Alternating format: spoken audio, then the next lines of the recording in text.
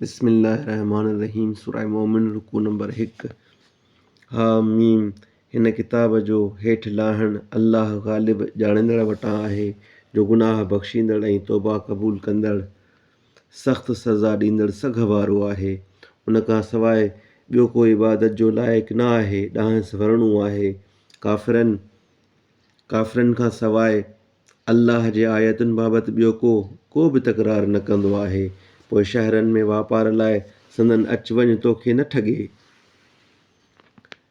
खाइनि अॻु नूह जी क़ौम ऐं उन्हनि पुॼाणा ॿियनि केतिरनि ई टोलियुनि कूड़ ॼातो, ऐं सभु कंहिं टोलीअ पंहिंजे पैगम्बर जो क़स्द कयो त खेसि पकड़ीनि ऐं अजायनि ॻाल्हियुनि सां झेड़ो कंदा रहिया त उन सां सची ॻाल्हि खे नास कनि।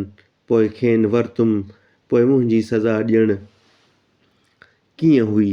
ऐं अहिड़ी तरह तुंहिंजे पालणहार जो हुकुम काफ़िरनि ते साबित थियो त उहे दोज़खी आहिनि, जेकी मलाइक अर्श खे खणंदा आहिनि ऐं जेकी उन जे चौधारी आहे, से पंहिंजे पालणहार जी पाकाई साराह सां गॾु बयानु कंदा आहिनि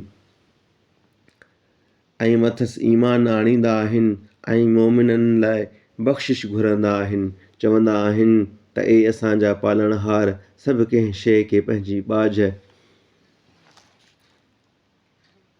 बाझ में विकोड़ियो अथई।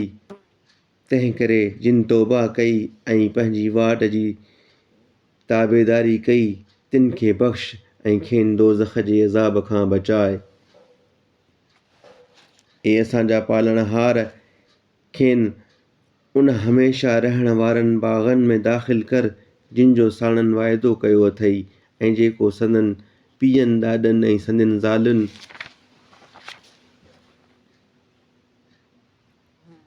ऐं संदनि औलाद मां सुधरियल हुजे, तंहिंखे बि उन्हनि बाग़नि में दाख़िल कर। बेशक तूं ई ग़ालिब हिकमत वारो आहीं। ऐं खेनि सख़्तियुनि खां बचाए, ऐं जंहिंखे उन ॾींहं में सख़्तियुनि खां बचायई, तंहिं ते बेशक रहम कयई, ऐं इहो बचाइण वॾी मुराद माणणु आहे।